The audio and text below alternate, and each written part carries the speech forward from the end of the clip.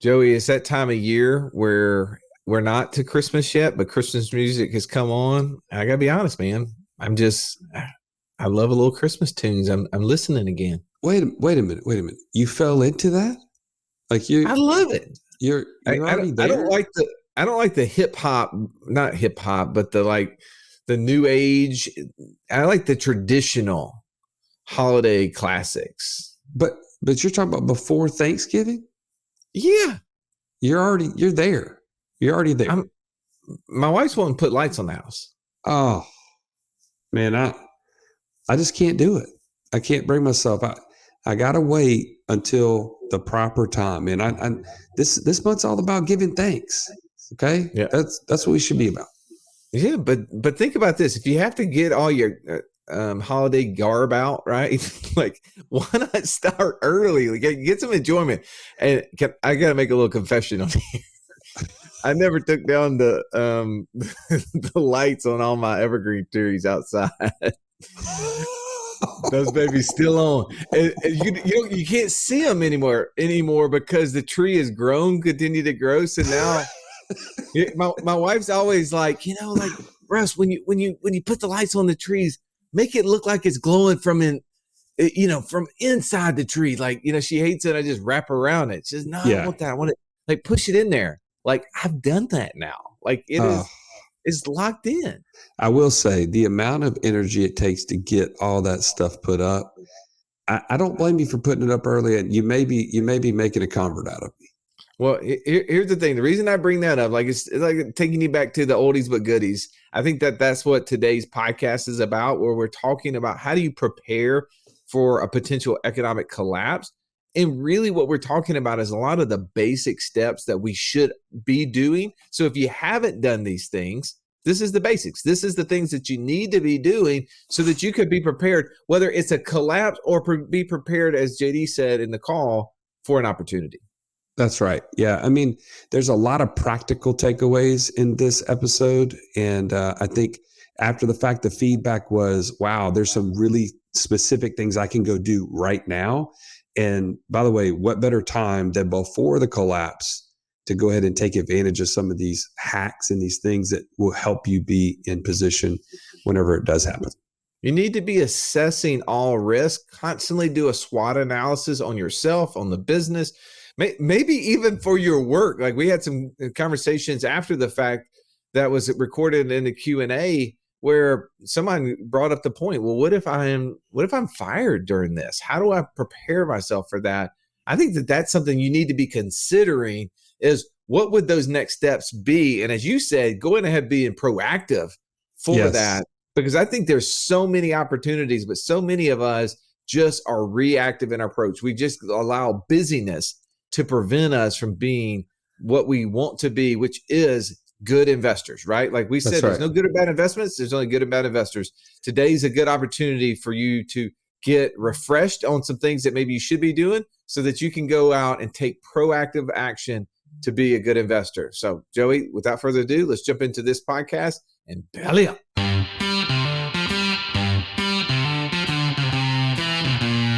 Welcome to the Wealth Without Wall Street podcast, your guide to understanding how to get out of the Wall Street rat race and start your own mailbox money lifestyle.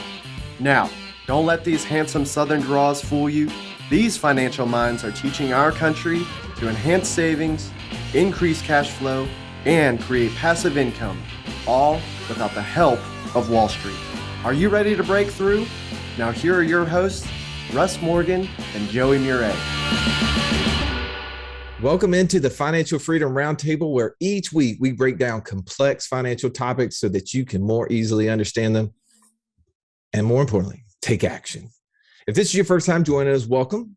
Grateful to have you in the room. I'm Russ Morgan. They call me the idea guy, mostly because lack of follow-through guy didn't sound nearly as cool to me. But this isn't about me. This is about taking action. So let me introduce you first to my co-host, the Italian Stallion, and he's got the license plate cover to prove it, Mr. Joey Murray. Stallion, good afternoon. Man, so glad to be here. I'm glad you're a winner, Russ. I am a winner because I'm wearing my Atlanta Braves hat. Yes, sir.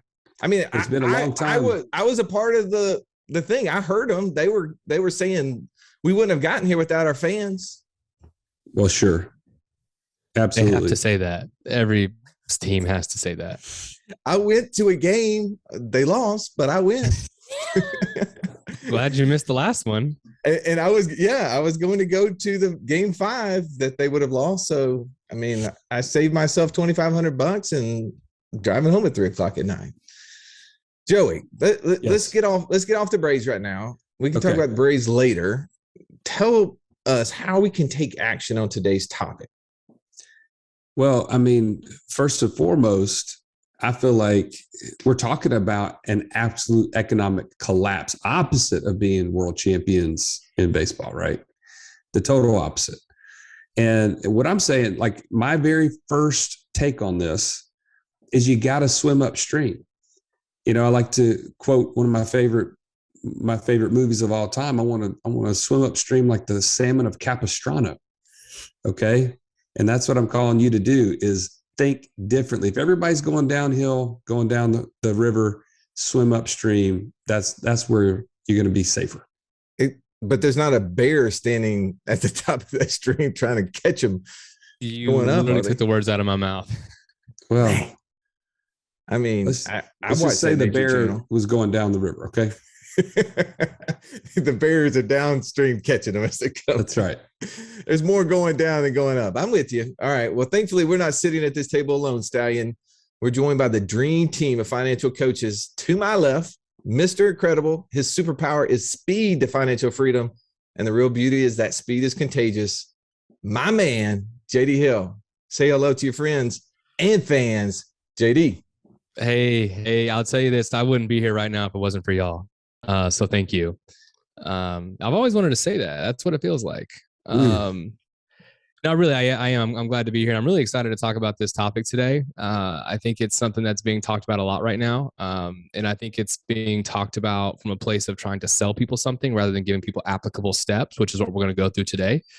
And so that really, really excites me because we're not going to try to position this as doom and gloom, but rather practical application of what you can really do in order to prepare for an economic collapse. And so my first take on this, is interesting as we were talking about this yesterday is, hopefully you're preparing for an economic collapse the same way that you're preparing for an economic boom, right? I don't necessarily know if anything really needs to be different. And so I'm excited to get into that. I love that. Well, to your right, a true financial Sherlock Holmes of our day, no problem too difficult to solve. If I would have only known you earlier, bro, I would be so much richer. Everybody say hello to Mr. Downtown Ernie Brown. Nice to see you, Ernie. Howdy. Glad to be here. Glad to be with you guys. Russ kind of feels like 95 out here. Hey, look, I like 95. 95 is a good year. That was my graduation year. 21. I mean, I was celebrating the Braves the other night with, our office accountant and realizing that he wasn't even born the last time they won a World Series. He has never seen. Yeah, you don't even really know, do you? I was thinking about Atlanta sports and thinking about this economic collapse conversation and just thinking we should definitely handle this like the Atlanta Braves and not like the Atlanta Falcons playing in the second half of a Super Bowl, and definitely not like the Georgia Bulldogs play the second half against Alabama. Yeah. It is just pitiful. I have spoken like a true Atlanta, hometown guy there. You got a lot of wounds you got to work out, man. Yeah. Well, hey, it's a good year for this. I'm not a huge baseball guy, but glad to be from Atlanta. Yeah. I mean, typically the saying around Atlanta is go Braves and take the Falcons with them. Right. But I'll throw you out like we threw the Thrashers. Well, here you brought up a good point a second ago, though, JD, is that we need to prepare for an economic collapse the same way we're preparing for an economic boom.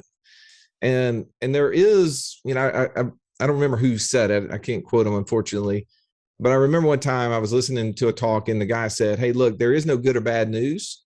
It's only news. It's how you are prepared to be impacted by the news that exists is whether or not it'll be good or bad for you, right? And I do think that there's times where we can be preparing for opportunities that come from collapse. I mean, there's a lot of people right now in our community who have been stacking cash in their life insurance policies for the last several years, building up their war chest, if you will. And they're one economic collapse away from being a major real estate investor. I mean, there's a lot of people right now that says, you know, I'm just one good downturn away from being a major real estate investor. And that may be true, right? That may be where you sit, that you've been sitting on the sidelines, or you've been building up opportunities to get yourself in position, but you've been hesitant. And I can understand that. At the same time, that we don't want to get over our skis, right? We don't want to get too far out in front of ourselves to where if something happens, that we would be so negatively impacted by that it would drastically change our direction. So let's talk tactical here. Let's talk about ways that we can prepare for the economic collapse. We don't know what that's going to look like. None of us are smart enough to know when that's going to happen. There's been a lot of us that have been predicting it for many, many, many years, right? But tactically, Ern, how can one start to prepare themselves? Well, not too long ago, I got a dangerous disease that's going around our country, and thinking about this topic made me think about that. Thankfully, I'm thankful to the Lord, and I didn't have a big go at it. But I'm also thankful that going into it, I was pretty healthy. And I think if we go into something like an economic collapse and we're pretty healthy, I think we got a better shot of coming out the back end and even looking for opportunities in the midst of that event. So number one, I think that's not very tactical, but I think to frame this a little bit, in what ways can we improve our financial health so that we're best prepared for something like that, and also be prepared to take advantage? And I think the number one thing is having access to cash. First, a cash reserve, not only for your family, but also for your business. And then number two, having an opportunity fund ready to deploy when opportunities present themselves. Well, and I love your analogy of health, because, you know, sometimes people believe that they're healthy, but they haven't taken the time to define that, or they're working off of an improper definition of what healthy means. And they're kind of shocked later to find out that maybe what they were doing was not actually getting them to their, optimal health. I think what we could do today, like what you just did, is start to define financial health, right? And what you just said, access to cash being primary. Russ and I have told you over and over, because we've heard this from so many people, is access to cash is the number one reason people are not financially free. They've been told they're doing all the right things, to use that same analogy, putting money in 401ks, paying down debt, building up equity in their house, and yet they have no access to cash. So opportunities pass by them constantly. So yeah, what further do you guys think would be to define that health? Well, but first, Ernie threw out something and he never came back to it. You said you had a financial disease that many of us had. Like, you didn't define what that disease was, or maybe I missed it. It wasn't a financial disease. It was a health disease. It was a health disease that we call coronavirus. Ah, okay. All right. That's what I was speaking of. And very thankful that I had a minor deal with it. Okay. And thankful also that I was pretty healthy going into it. Reflecting that out, I'd say, all right, how can I prepare myself for a financial downturn? Okay.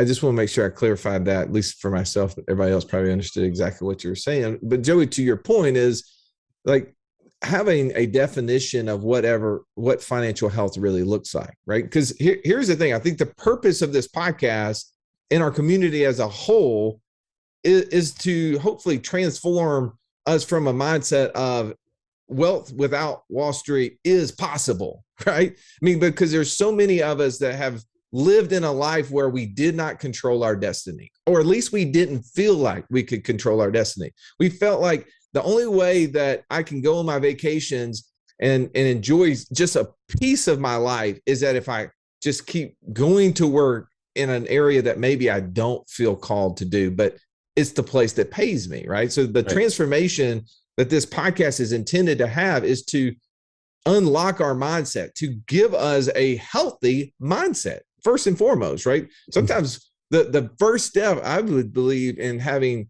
a healthy financial situation is having a healthy mindset, a clear picture of what the future has. And when you join our community, the first step, right? The first step in our process is to go through a clarity piece, is to take our passport challenge. It's the whole objective is to get you and your spouse, if you have one, on the same team. Because really, a lot of times, I think people are not working in the same directions. They're literally pulling on the opposite end of the rope and never getting off center. Right. So what are some ideas in your mind, JD, of how someone can start to build tactically a healthy situation? Yeah. I can certainly speak from experience on this, in that, when in the last collapse or economic crisis we had, 08 and 09, there were a lot of people that were really prepared to take advantage. I was not one of those people. I was really trying to not get my car repossessed, right? Like I did not have any of these things that we're about to talk through. Like I was just in complete financial disarray. And so some people came out of that season of life a lot better than when they went into it, and others came out a lot worse. I, on the other hand, came out a lot worse. And I wish I would have had these ideas and thoughts and practical application steps back then. One of the first things I think you need to do is just take an audit of cash flows and expenses. Like, where is your money actually going? One of our automated budget courses that we have, can really help you, I think, unlock and looking at all the things that are actually coming out of your checking account every single month on auto draft, to figure out, like, are you even using some of these things? Or is it just automatically coming out of your checking account every single month and you haven't used it in 4 or 5 months? And it could be $10, it could be $100. The amount doesn't matter, because as long as you're adding cash flows positively back into your financial world, that's helping you tremendously, right? And so that's one big thing I think is taking an audit of your cash flows and expenses. And a big one is, how do you manage your mortgage, right? Do you have a 15-year mortgage, or do you have a 30-year mortgage? Yeah. How many people over the last couple of years, as things have been maybe a little bit better, right? Maybe you have a little extra cash flow coming in, has made that adjustment. Well, look, interest rates are lower. Why don't I just adjust my mortgage from a 30-year to 15-year, just start accelerating? Because sometimes that's what happens when we get a little money coming in. We get super excited to filling in the debt hole at a faster pace, right? That's right. Yeah. Russ, I remember my dad specifically say to me, Joey, you gotta go to college. I don't want you to end up like me.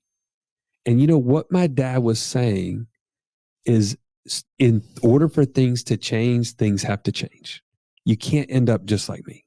Well, I think, we as parents, sometimes we take on the burden thinking about our kids and how we want something better for them.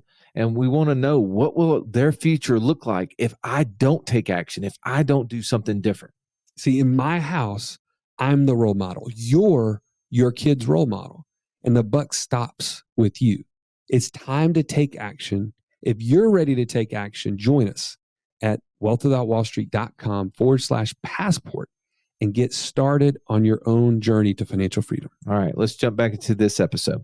And by the way, to your point, JD, when is the time to manage your mortgage? Is it before you lost your job, or when you lost your job after? It's definitely going to be before, right? Because if you don't have any verifiable income, then the mortgage company is not going to allow you to refinance anything, right? Yeah. So it's definitely got to be beforehand, not after the fact. So this is why, again, it's preparing. You got to be prepared and be proactive. You can't be reactive. Well, and to your point, and I'll credit Russ for this early on. rare occasion here, but early on in my time working with Russ personally, he kind of shed the light on where I had cash flowing away from me that I didn't realize was a problem. And this is a super good time before things get bad. Go ahead and reduce your required minimum payments. And what do I mean by that? I'm talking about any sort of debt payments. I'm talking about qualified plan contributions. Those things are literally the worst. Okay. Those Quit things. money. Go back. Be very specific into those things. Explain what that really means. Quit putting money away into 401ks and IRAs. These things are the worst. They're literally keeping you in financial jail. Why though? Why? Here I am. I'm listening to you, and I'm saying, but my employer is matching it. Joey, are you telling me that I should turn down free money? Absolutely, you should. Well, it's not free money. It's not free money. It comes with a cost. In fact, Russ has been quoted as saying, "You can't pay me enough to lock up all my money. You can't." So the cost is what? Be clear. What is the cost? Well, the cost is financial freedom, the lack thereof, because what you've done is you've put money in a place that does two things. It limits your access, actually does more than two things. Number two, most cases, it puts you in position to push your tax liability out, which puts you at more risk of them going up. And number three, it dumbs down your ability to expand you as your best asset. Because when money goes out the door and it goes into a place you can't touch, how much time are you going to spend growing your own knowledge of what to do with it that would far surpass what Wall Street's going to do on your behalf? Well, and that, to your point, to be financially healthy, we need to be educated, right? Like right now, I'm going through and have been for the last 6 months, a rigorous approach to improving my nutrition, my health. Like I'm taking I'm doing labs and stuff like that, testing for different things, food sensitivities, consuming more water, trying to reduce certain caffeines, things that are going to improve my overall ability to perform better and also to extend life, right? I mean, I'm measuring respiratory rate, I'm measuring HRV, I'm measuring resting heart rate. And I'm doing things differently because I'm measuring. Joey, we heard yesterday in one of our masterminds that we're in that what you track will exponentially grow, right? Well, measurement enhances performance. Well, I said that wrong. What you measure and track will grow, but what you measure, track, and report on will exponentially grow.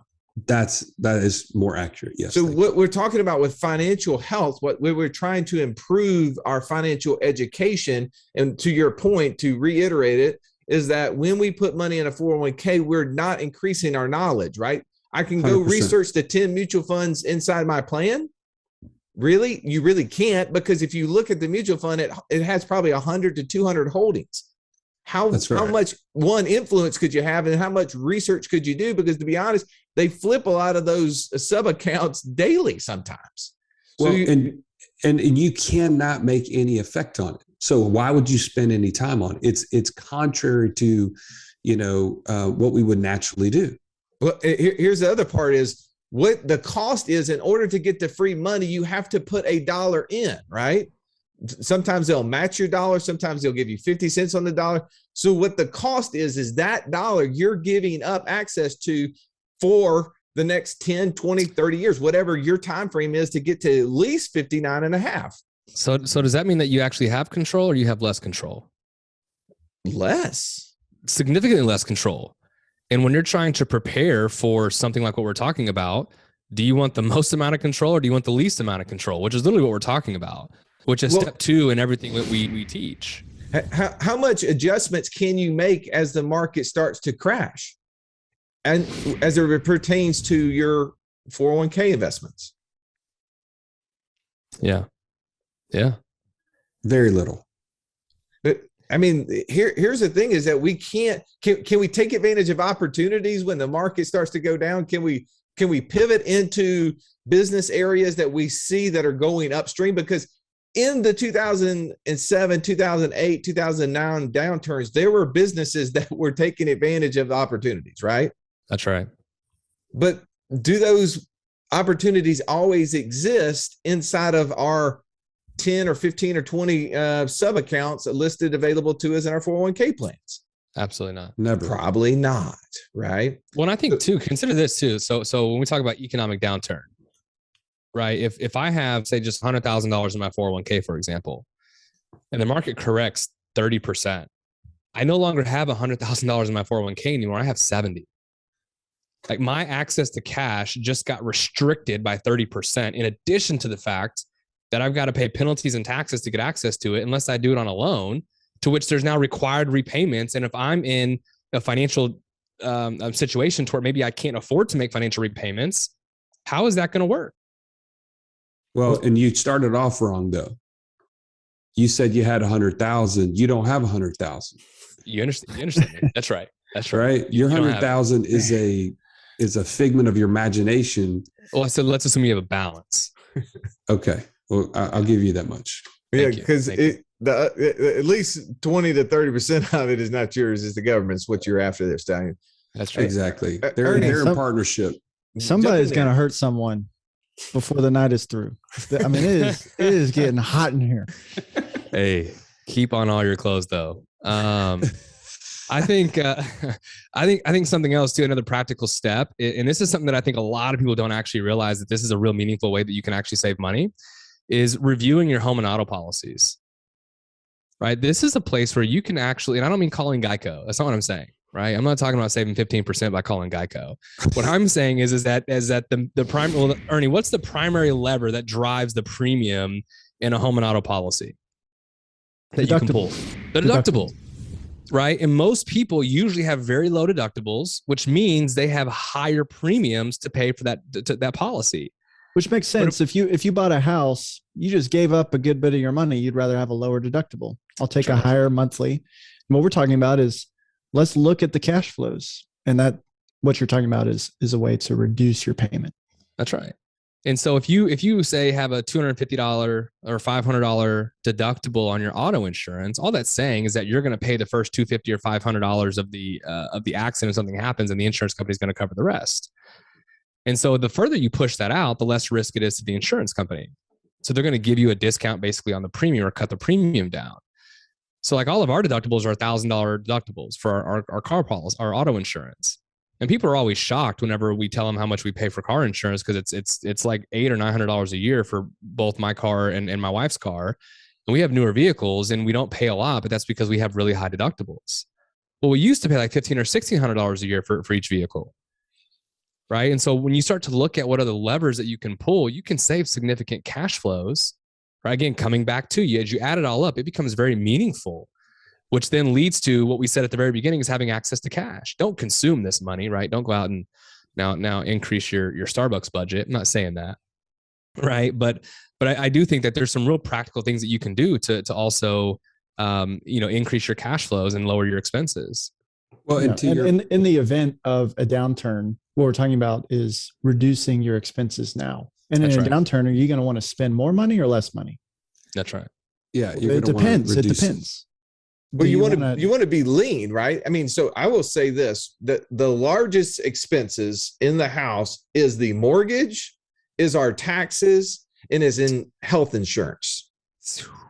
Right? Yes. So you've hit on mortgage, right? You said, hey, we need to consider a couple factors. One, have we over time made maybe a slight error in trying to reduce our time frame in which we pay for the mortgage by increasing our payment by going to a shorter term mortgage? Maybe that's a change we want to make while we're not in a financial collapse.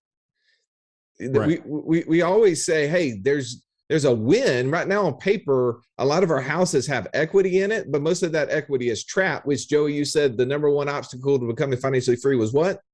Access to cash. Access to cash. Well, if a large portion of our wealth is tied up in our house, then we better try to find ways to get access to it right now when the prices are still maybe high, because that's another thing.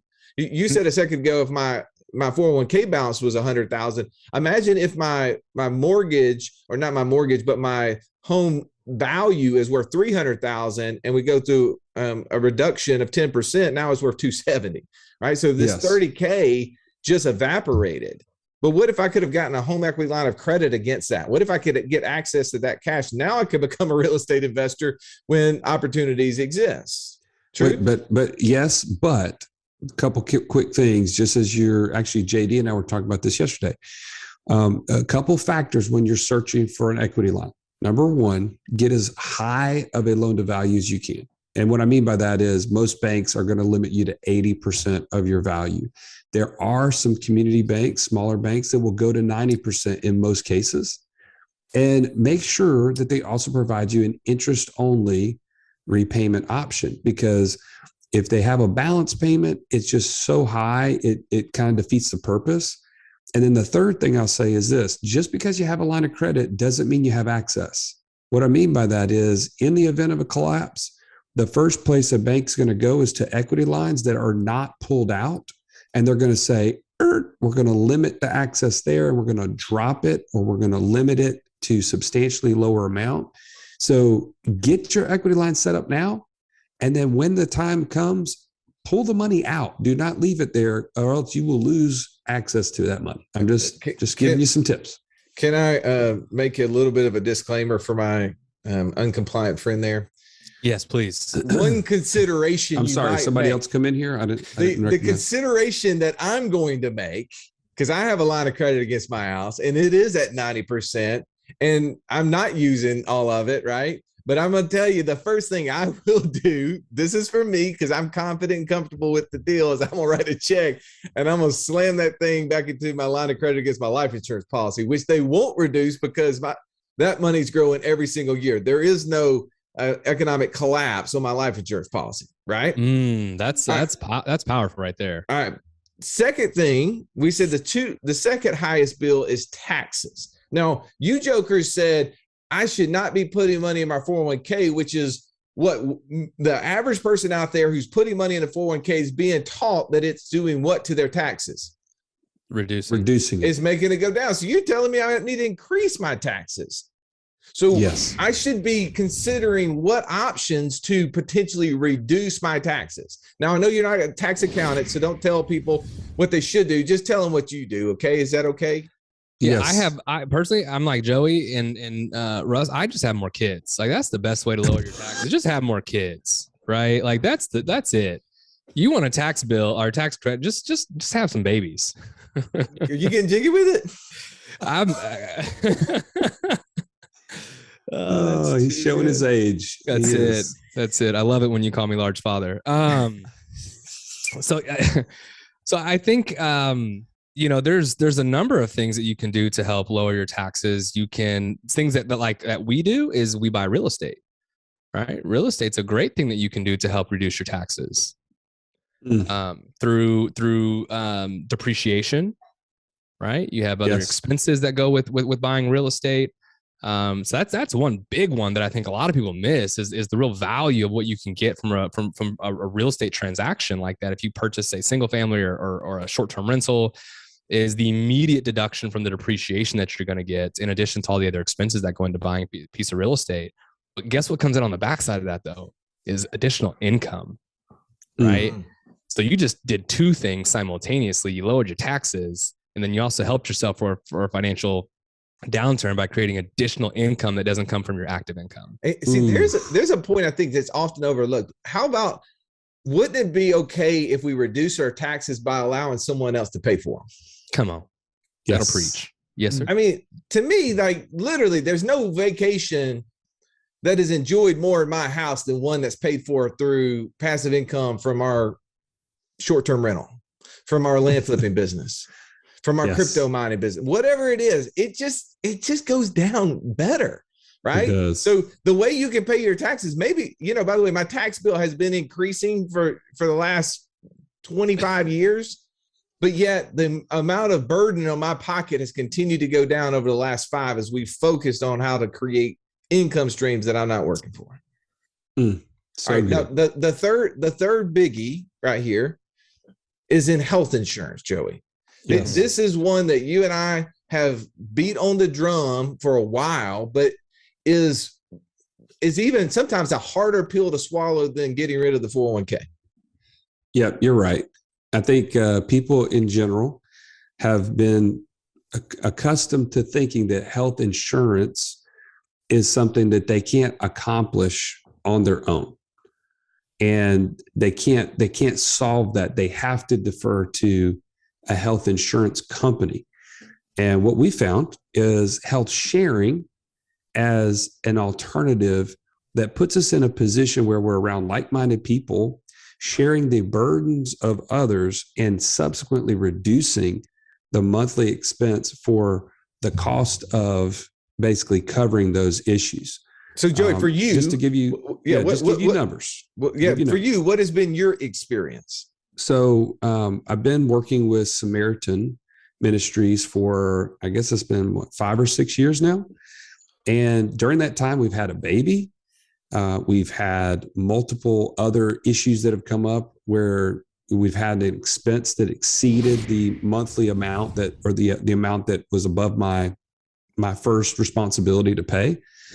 And it's an amazing process because what you're doing is you're with people who are every month, they are writing a check, not to an insurance company.